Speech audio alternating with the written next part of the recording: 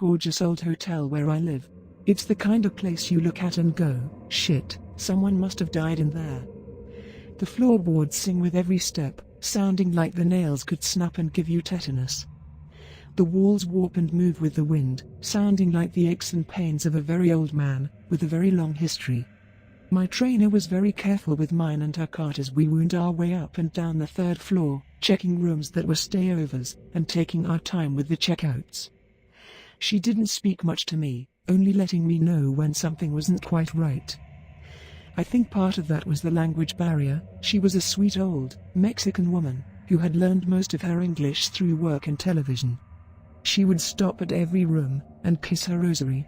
I'm not going to play the fool in this one. I knew that this place had rumors of ghosts and hauntings surrounding it. The general manager told me during my interview, so did the head of housekeeping. I didn't actually believe it or suspect there was something living in room 333. Why let anyone stay in it if there was? It didn't make sense to me, and still doesn't. My trainer pointed for me to go and clean, telling me she'd be up one floor if I needed help. I told her I had it. I felt confident after a day or two that the work couldn't beat me.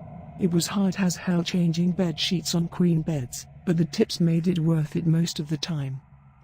I had just started scrubbing down the bathtub, which, after emptying the trash bins, is the first, well, I guess second thing I'd do.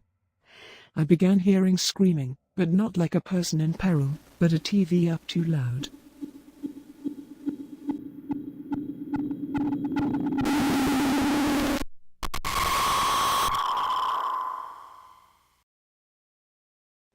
I checked and the TV wasn't on, and just to be sure, I checked my room chart and the rooms surrounding this one.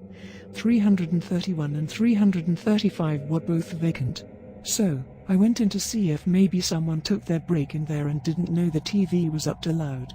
No one, not a soul was in 331 or 335. So, out of morbid curiosity, I knocked on the 3 rooms across from me, and asked. They said they didn't have their TVs on, but did need some shampoos. Typical, yeah, take everything from my cart, like I didn't need it for other rooms. It didn't bother me, not nearly as much as the sounds that came back. Just as soon as I was looking at my own reflection in the TV, I heard it again. The sounds of an old movie and a woman being murdered playing on the TV again.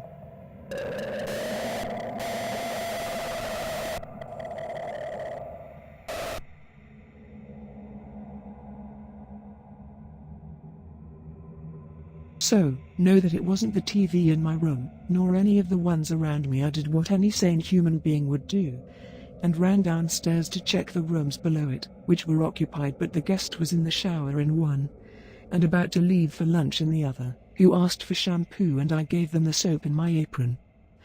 I was caught by supervisor on the second floor, handing out pieces of soap, and told I wasn't a member of room service. I explained to her what had been going on, and she asked where my trainer was.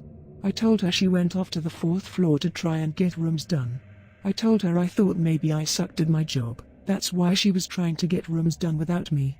No, she didn't like the 3rd floor, or any floor according to my supervisor, and didn't want to train anyone new. She wanted to scare people away from working there, as it was haunted and apparently she'd seen some grim things herself. I thought for a minute that maybe my trainer was fucking with me to get me to quit. Then no, it couldn't have been her. The sounds were coming from inside of the room. I had the next couple of days off, then went back to work, and my trainer was no longer working there. She had had the same problem with the room I was in and left work earlier, on a gurney. She had a stroke due to excess stress. This made me very hesitant about continuing to work at the hotel, or how it stayed in business at all. A house person, who, if you aren't informed on hotel positions, is a guy who works as the go-between the housekeepers, laundry and maintenance men, doing little odd jobs for each, such as taking linens to and from the laundry to the housekeepers and cleaning common areas, fixing easy things. Easy job. He was training me, and doing an okay job. He sucked at making the beds, but was flash quick at cleaning the bathrooms and restocking the soaps, which made my day easier. He told me that the reason the hotel stays open is exaggerated rates for rooms where there were haunting. People will pay good money to stay in a room where a spectre was spotted, or they could potentially have a run-in with death. Some people live for that shit, and will tip great if they get that taste of madness. I was a little unnerved by his excitement for the subject, but I guess when you've been working in a hotel like this one for 10 years, you learn to love it and it becomes a piece of you. I wasn't sure if I wanted to do that. I tried to hide my tremble as I said I needed to take a pee, and instead chose to call a friend, who, of course, was on their break as I sat on the toilet in the bathroom. I heard someone enter the room, and ended my second call before it could begin, hoping it wasn't my supervisor, busting me taking an extra break. I heard water run from the sink but no steps, and I didn't see any feet around me at all. I thought about if there was a sink on when I came in, and there wasn't. Then a second sink went on. I could tell more than one was on because it grew louder, like a rising tide. Then the third sink, then the fourth. I had to stand up at that point and see for myself. I checked every stall and didn't find a single person in there. I quit.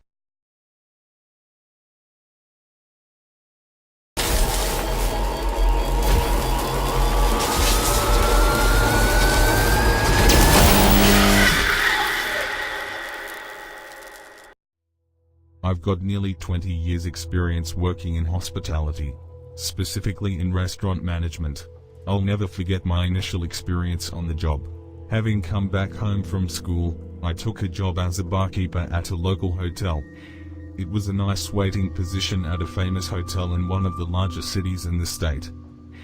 I was curious about working there, as I'd always heard the tales of people disappearing or falling off of balconies. It was one of those places where you'd hear about an old rock star getting too high on fame and drugs and going out to their balcony to author their swan song. The phone rang with a request from a room, scotch and a steak, nice and bloody.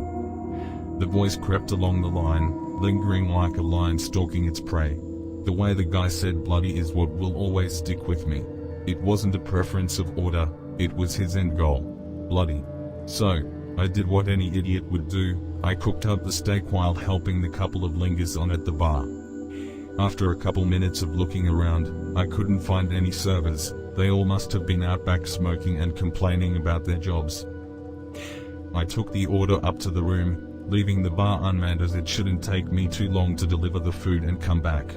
I knocked on the door, not a peep from the room. I did hear the howl of the wind, and fabric moving back and forth. So, I peeked the door open after knocking and declaring myself. I didn't see anyone in the room. I said left the cart, and thought better about leaving the bay window open. A bird could have come in and picked the steak clean, leaving me looking like an ass who would eat a guest's meal. I went to close the window, and felt a hand touch the small of my back pushing me forward. My chest fell over the edge, and I nearly became street pizza. Lucky for me, my foot got wrapped in the curtain, keeping me from falling over. It took a little bit of movement, but I was able to swing my upper torso up and back into the window, cracking the top portion of it with my foot. I had to foot the bill and repair it, but it was worth it to come out alive. No doubt I was upset, thinking that one of my co-workers had played a prank on me and not had the balls to admit that it wasn't funny. I ran out to where they were smoking and asked if nearly dying is funny to them. I wish I could have seen myself ranting and raving. It was surely some show, as I would be ribbed about it for years to come. I didn't care. I thought they were fucking with me. I didn't like any of them and contemplated filing a complaint. But that wouldn't do any good. A complaint would just dig me in a bigger hole. I needed to work harder to get myself out of it. The next week, at the very same time, I got the same call and order for scotch and a steak, nice and bloody. This time there were other people around and I asked the server who was there to come up there with me and deliver it. He was going to go in and not me, so someone else saw this prank. Finally, I thought, they're going to get caught. It can't work twice, and someone else will see that this isn't funny. I stood just catty-corner to the peephole in the room. He knocked just as I did, and no one came to the door. He went in, door shutting behind him. I immediately heard a bang. Going in after him, I found the server on the floor, tray broken, card spilled over his head bleeding. The closet next to him had been busted open, an ironing board and iron falling down and connecting directly on his skull. It was gruesome and I felt like an asshole. It was this incident that another server had come forward to me with the truth. A few weeks ago someone committed suicide in that room, and no one had bothered to rent it since the incident. It had to be deep cleaned before anyone could stay there, and the head of housekeeping hasn't wanted to sell it to any guests since, fearing something else might happen. I thought she was fucking with me. Why wasn't I told this up front? I knew this hotel had history, but I didn't expect it to be recent history, and this was all too convenient. Especially when I told her what the guy on the phone ordered every time. Another week went by, and I wanted to nip this one in the bud. The room remained vacant, and I stood in there on my lunch break, just before someone could make the call. To avoid anyone lying to me further, I paid the other bartender $20 to answer the phone and use my recorder to take down the conversation. I had hooked it up to record the phone. I learned this from my cop dad. I went down after the time had passed and he thought I was fucking with him. He played back the recording of the call, and it was the same voice, same order, same everything. I didn't know what to do. I did the only thing I could. From then on, there are no orders for scotch and a bloody steak taken from that room or at that time.